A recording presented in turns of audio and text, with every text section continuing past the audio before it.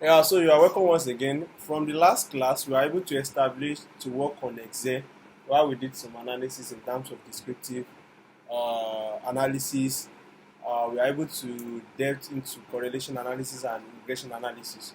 Though some of the other analysis that are under Excel, we are still coming back to them. But however, let's move an inch towards another software that we'll be relating with, which is SPSS.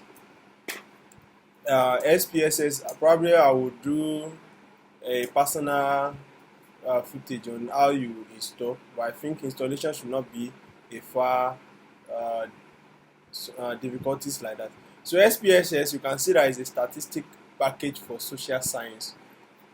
Um, it has a lot of model within it that we can relate with, that we can use for researches in doing complex data analysis. So some of the part that we've established, some of the part that we've done on Excel also with this SPSS, while we're also going to other phase that the SPSS are. But mind you, there's just a no, don't let me use the word thin line, but there's a line, just a clear line between Excel and SPSS, meaning that they are similar in nature, but at least SPSS have another additional advantage over the Excel. But when you understand the Excel, you should be able to at least do something on the SPSS. So that's why I just said there's a one line. Don't let me use the word thin line, because if I use the word thin line, people would think probably it's just something minute. So without wasting our time, let's go into the SPSS itself. So because I'm using Mac, this is how the interface will first show. But if you're also using your own system, this is how it will show. But it may not show in this calibrated format that is showing. However, you will all see this section, which is your new file, your recent file, meaning those files that are your work that you recently do. Probably you've closed one and you've opened one, you see them here. Because I just installed this SPSS here, I run SPSS before my Windows system, so I've not done any of the analysis on this particular system. So that's why it's not showing any file here. So, but for you relating with it for the first time, the first thing you'll be going for is new data set. Meaning, by now you should understand what data set means. Data set is the one that contain different variables that you are bringing together. Like the one that we just used to type on that Excel, probably you are getting variables based on countries, or you are getting variables based on some parameters that you are doing. So when you bring all of those variables together, it's what we refer to as data set. So new data set means that when you are creating a worksheet where you can enter new data set. Are we on the same page? So what this one is just relating is just normal thing, telling us that what is new in this software. As year pass by, there's always upgrade to every software, and when they are doing any upgrade, there are some additional features probably that they are adding on the software that you can relate with. So that's what this one is telling us about. And this one are just about probably you want to get tutorial, blah blah blah, all the stuff. So let's go for new data set. So this is how it will appear. It will come with two dialog section that you can relate with. The first one will be coming in form of Excel worksheet, while something like this. While the second one will be coming in form of where your output log, where you see all the anything you run from here, or even if you run from here, this is where you'll be seeing the result. Any action that you take over here, you'll be seeing the output log over here as a result. So that's what the two works for. So we are looking at this. This should look to you in form of something like Excel sheet, the way our Excel sheet look like. But mind you, for SPSS, it used to come in two form. Let me quickly explain something with Excel. Whenever you open your Excel this format, you only see one single page where you can enter your data in terms of column, in terms of row and column. Yeah, but if you want to do another work, you can create another new sheet within Excel and just be creating your sheet down. But under SPSS, for each of the sheets that you are seeing on Excel like this, we have two interface for it, which is the data view and the variable view. data view and variable view. Data view is different from variable view. Data view is where you enter all your data. For example, now let's assume you are dealing with a research questionnaire quantitative analysis. Your variable will now be IDO 1, age 12, and religion Muslim, Christian, this like that. All your variable, all your variable objects, your data, this is where it will enter. That is data view.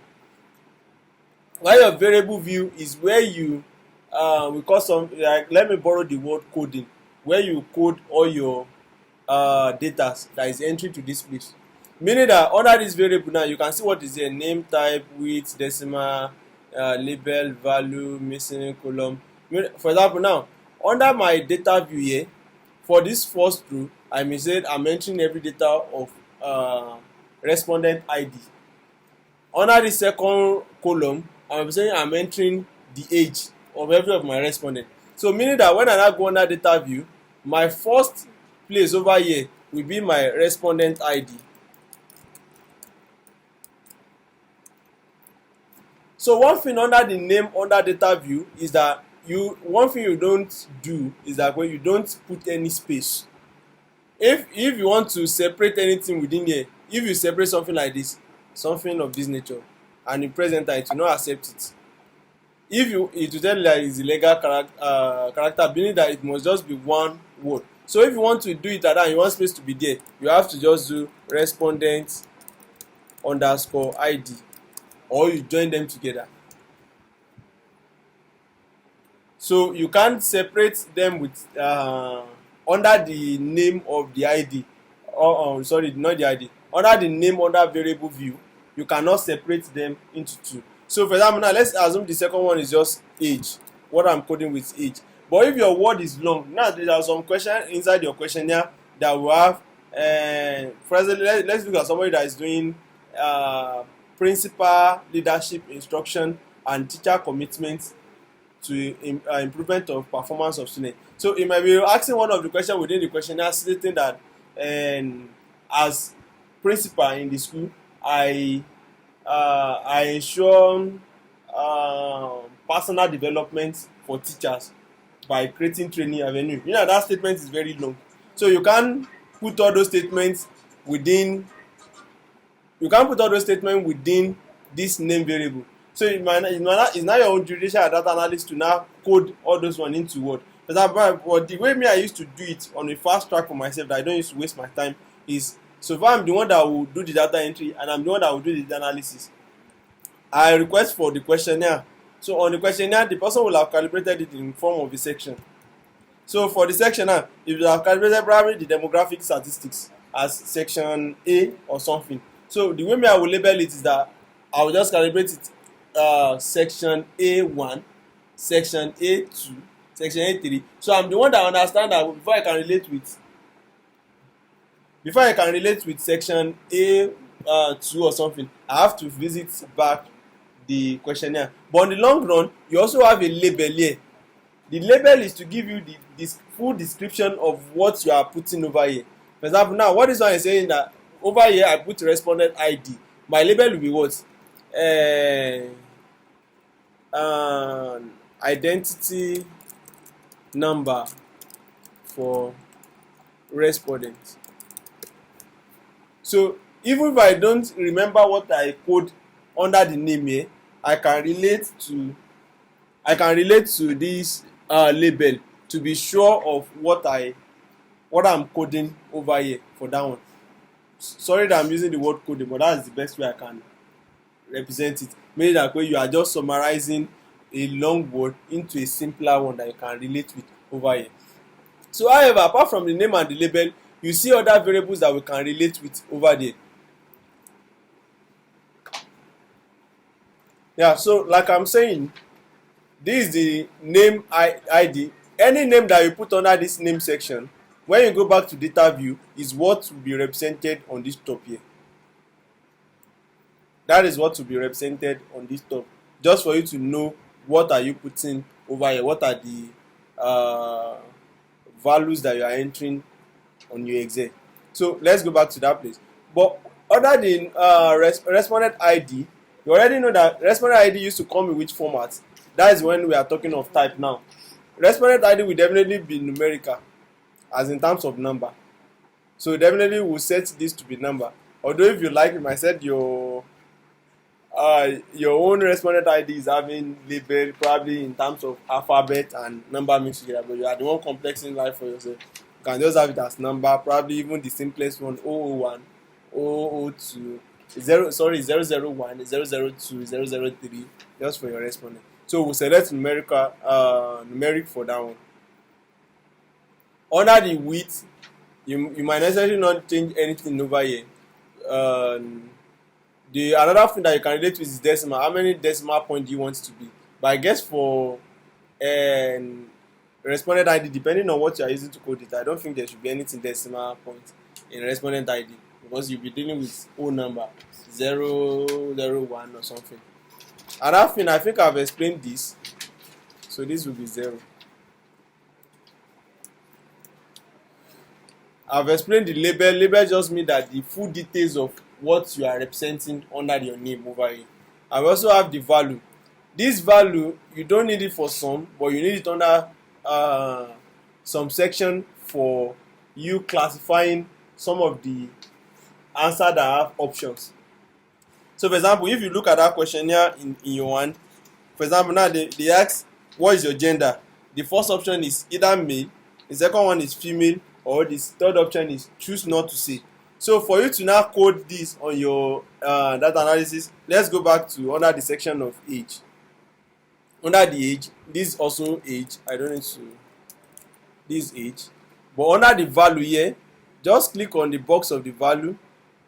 And when you click on the value, it will ask you what's the value, first value that you want to use. But the best way I used to code is that I used to represent that if the male that is coming first, I represent by 1, the female I represent by 2, and the third one I represent by 3. Meaning 1 will not be, the label will be what? Male. I will add it. This is the option for add. 2, my label will be what? Female. I will add that one. 3, my label will be what? Choose not to say.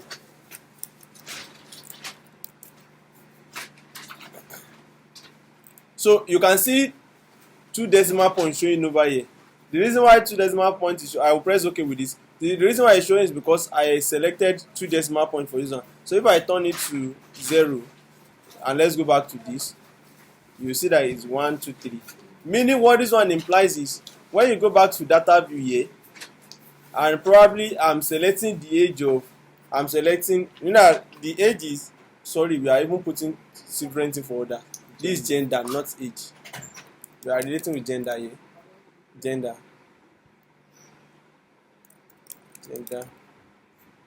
So let's assume under my data view, under the gender, because I don't want to be typing the gender in male, female. I'm just doing this one randomly as if I'm entering the data. Not that we already have the data from what we have Googled. Let's assume I'm saying 1, 2, 3. Because we have only 3. 1, 2, 3. 1, 1, 2, 1, 2. And I want to show you the alphabet aspect of it, that probably is male, female. So before I've done the grouping over there, I can just click this particular. You can see 1 going to A or A going to 1. Click it will show me the identity that are selected based on number that I've calibrated over here.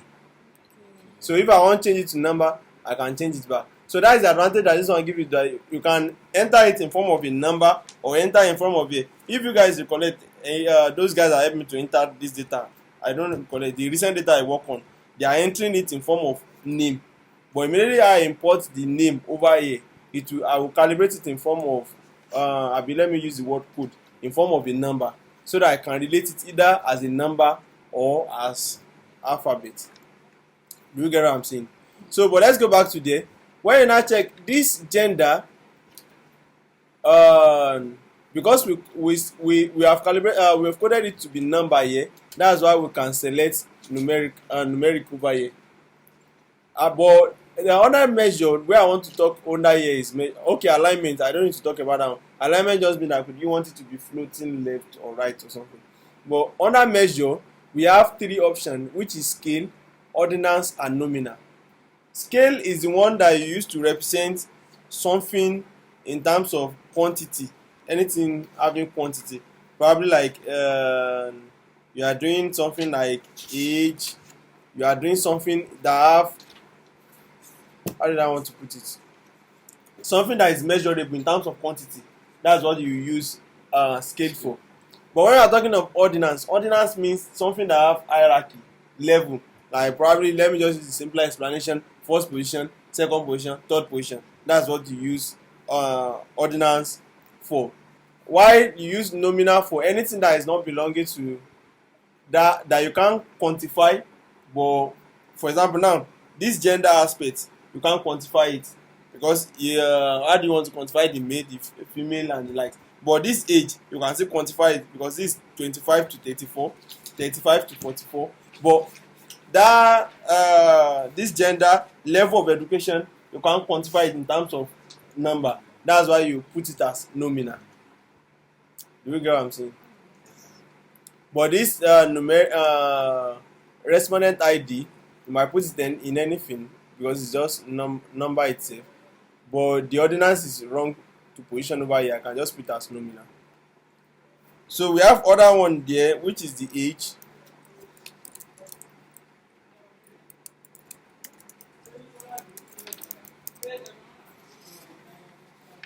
So under the age,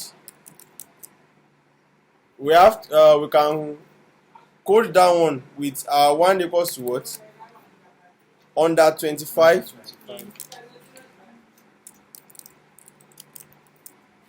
You what?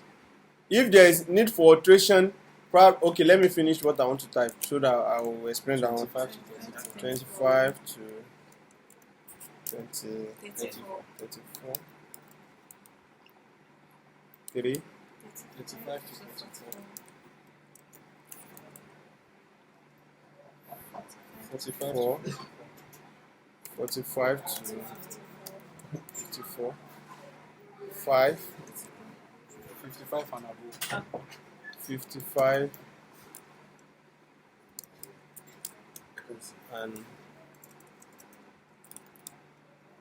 and above.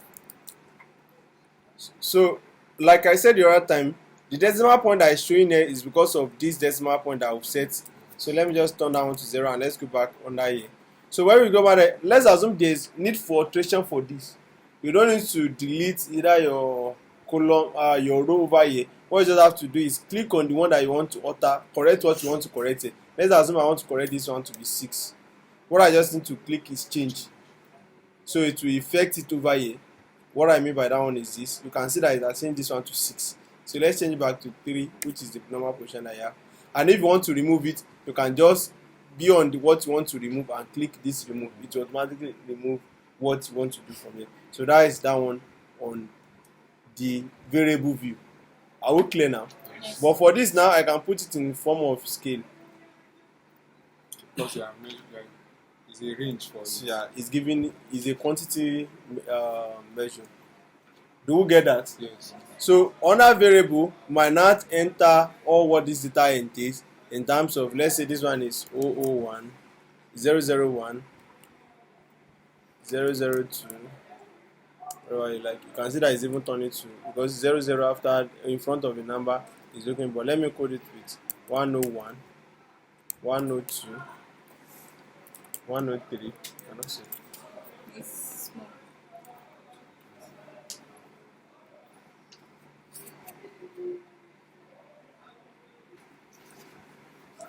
One 104, 105, 106, 107, 108.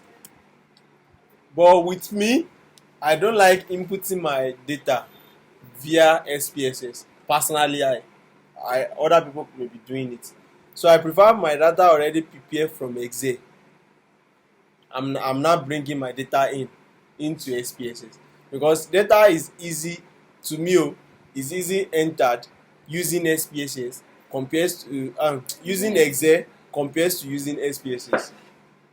But there's no how, even if you type your data on SPSS, you still relate with this data view. But some of the data view will have been solved for you if your data is properly entered very well on the SPSS.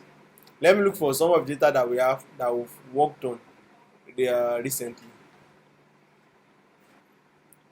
So this is one of the way that you can manually enter your data set from the questionnaire. And for some of you that probably you have not joined this class from the beginning, I'm talking to people online. I know that definitely you have to go and revisit some of that, because center what we focus our data analysis on currently is that we are first looking into the aspect of research, so that when we understood that one in proper details, we can now diversify into other aspects that are not research, probably in business data analysis related of the field. So you need to watch previous classes to understand what we are trying to establish over here. So, like I'm saying, I said you can manually enter your data into this sheet the way I've explained down, by you creating the variable view, what your data will look like, and you entering the data over here. But it's not always that easy. So that's why sometimes I suggest that I personally used to start my data entry from Excel, and I will now import. So let's look into way by which you can now import the data set.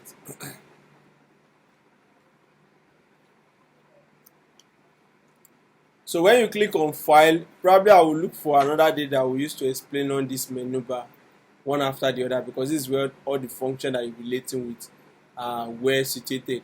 So, but for the purpose of what we want now, we want to bring a new data set on board into what we are. So let's first create a new data. So let me minimize this guy. Where is the new data I just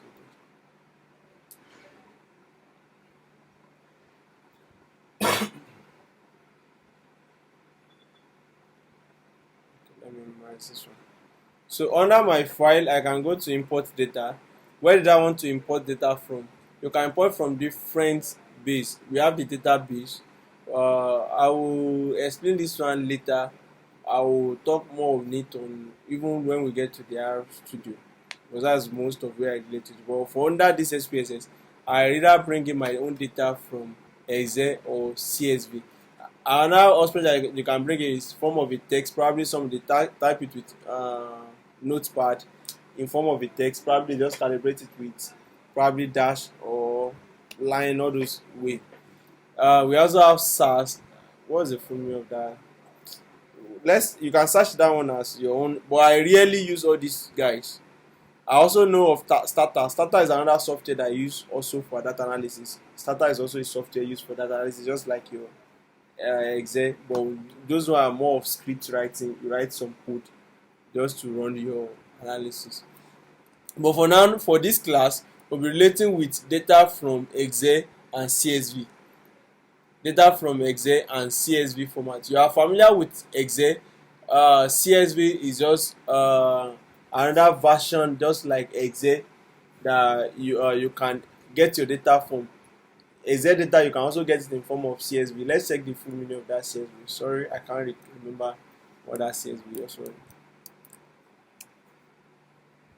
Okay, command separate value, meaning it was a comma. They use comma to separate it. You know, on Excel is in form of row, column, space separated. But this one they use comma to separate it. So that's just the difference between the two. So we want to import that data now. So let's go to Excel. My data is under, where is iCloud? Problem.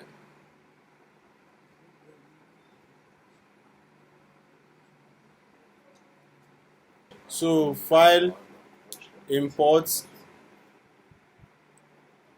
Excel. So under I kept it under picture folder. Research question. So when you click open, so this sheet is saved with 2003 format, so it's not open. Let me open it on the one I've modified on new Excel. So let's import the data in Excel format. Import Excel. The data set is under my own picture. You can locate the folder on your own system, and this is the research question. This already entered data on Excel sheet. So just click. So this is the first table it will be showing you. This section, the first section will be showing you. This is how your SPSS will read your folder. But the only limitation that this used to have is that some of the things that you enter in form of a text, it will give you difficulties that if you do not properly type some of them, probably some of the text is not, probably what I mean by that one is this. Under this male, female, choose not to say. Probably you type some of the male with starting with capital letter. You type some with starting with small letter. SPSS will identify it as different data that you are entering. But the way is why you have to look when you are entering data set on Excel, every of your mail, if you are concentrating on capital letter M, they must all be capital letter M. If you are concentrating on small letter M, they must all be small letter M. So because it will enter them as a string, what we call string under SPS anything data analysis is in alphabet. We use numeric for number. Anything alphabet is called string. So it will be seeing all these things as string. Because this one is not a single number on its own. 25 to 34 is not a single number. So that's why I see that string also. So if you see all this one that I seen that they are just plain number, you can see that I see them as numerical, now making them scale because you see them as quantity. But all those ones that you are seeing name over there, what do you see there? You see a alphabet tag as A here, meaning that they are string. But in one single Excel sheet, you can have many sheets already open inside it. Like the one I showed you guys the other time. That if you have one, you can have your first sheet, second sheet, third sheet like that open down. So in that regard, when you come over here, your worksheet that you enter may have multiple sheets open inside it. So whichever sheet that you now want to relate with, you can click on this drop down. But inside this Excel that we are opening is just only single sheet that inside. But if you are having Excel that have multiple sheets, we will look for one later. You see all of them iterated over here. So you can now focus on the one that you want to open. Do we get that? Yes, so this is how the data will look like. It has already shown you how they will look like when you open it, and you can press OK. So automatically my data should fly in. What is happening?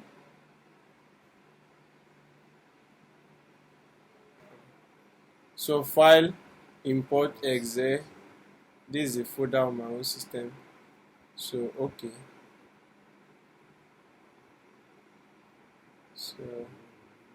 So this is how the data set will look like when you first import it. Meaning all your data, these are all your variables that you are considering. You can see all your variable at the top. You can see it's bringing the name as it was being typed under Excel, and these are the data sets from the Excel based on each of the variables.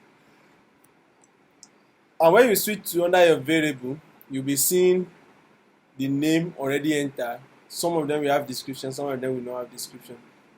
And you'll have the problem that you now have now here is that when you have to recode, that is the problem that used to occur.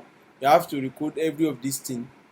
Like this one that is showing bachelor degree, master degree. I need to come back over here. Under the 8th section, my 8th section is saying under 25. Okay, let's use gender. That one will be on fast track. Gender now, your gender is entered as male, female. That's why it's showing string here. If you go back over here,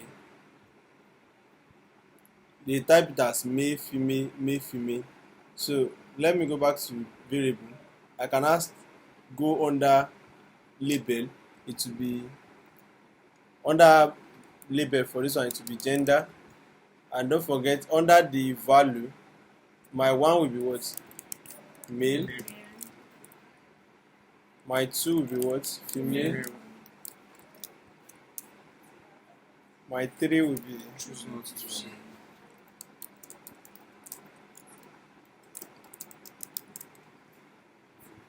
Now press OK. So if I go under here and I change this, nothing might happen to that one. because of one reason. This is identifying this as string. So until this guy turns to numeric, it might not see the data, the what is it called? This thing that you change under variable view, which is the value, because this is a string. So it's not identifying it as a value in form of this 1, 2, 3. So what we used to do for that one is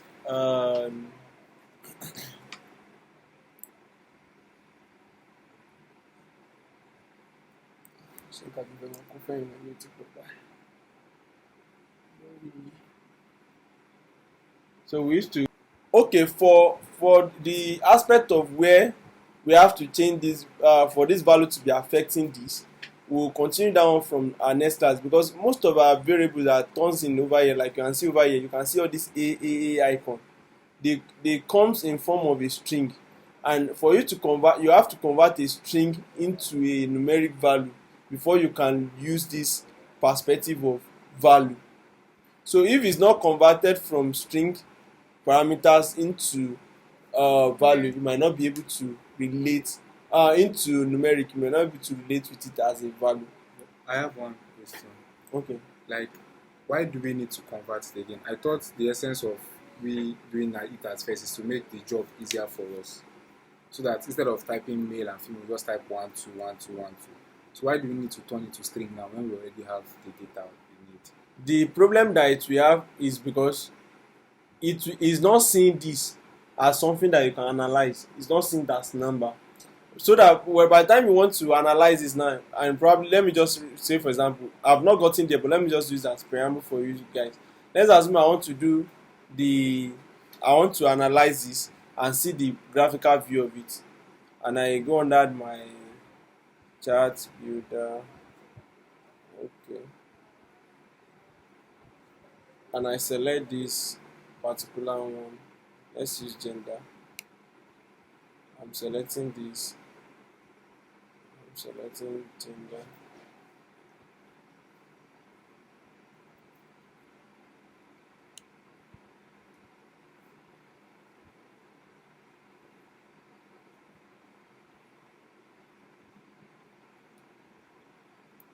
If you notice something, it's not bringing okay where I can click out. But let me select, okay, let me select that one again. And let's see. Okay.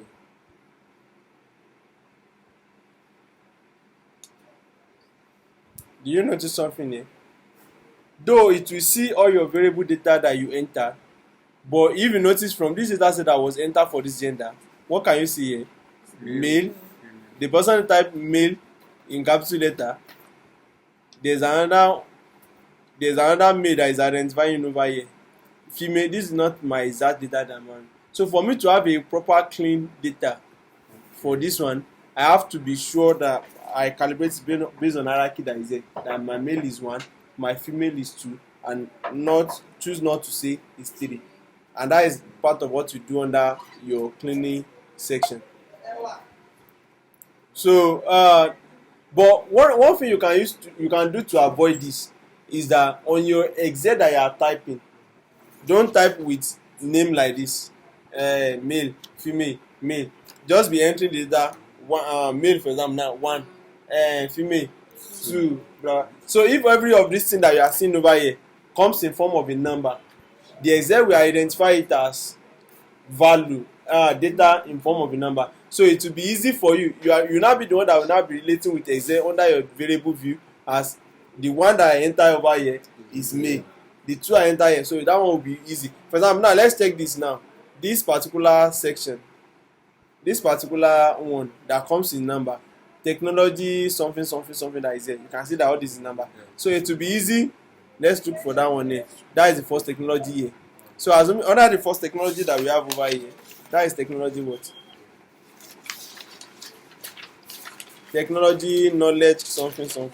Technology knowledge. I keep up to important information. That is the first one. So this is calibrated based on strongly disagree, because if you check the information on top, that is from 1 to 5. Why 1 is strongly disagree. So meaning if I want to calibrate this one now, My 1 will be strongly disagree.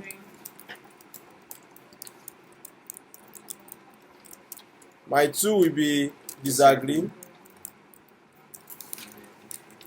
My 3 will be what? Agree. No, No. normal or whatever you call it, Neutral. or neutral. Okay, let's use neutral.